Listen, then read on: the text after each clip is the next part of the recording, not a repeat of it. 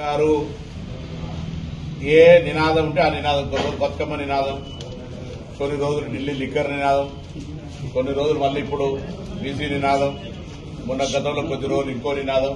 దయచేసి ఇటువంటి వద్దు. జాగృతి, అప్పుడప్పుడు యాదికి వచ్చినప్పుడు జాగృతి, ఇవన్నీ వద్దు.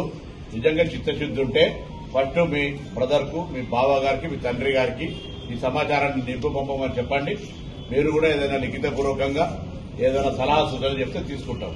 ఉద్యమించే కంటే ముందు మనం గతం నుంచి కూడా ఒక నానుడి ఉంది, సామదాన భేద దండ.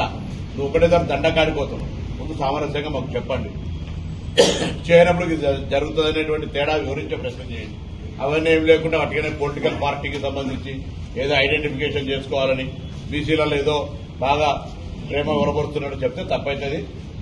కాబట్టి దయచేసి అటువంటి మళ్ళీ మిమ్మల్ని ఒక ఆడపడుచుగా, ఆడబిడ్డగా మాతో మాట అనిపించుకునేటువంటి ప్రయత్నం వద్దు. మీ చిత్తశుద్ధిని మీకు తప్పకుండా, మీరు at least we are very soft run because you participated in survey. Subscribe us and press the bell icon for more interesting updates.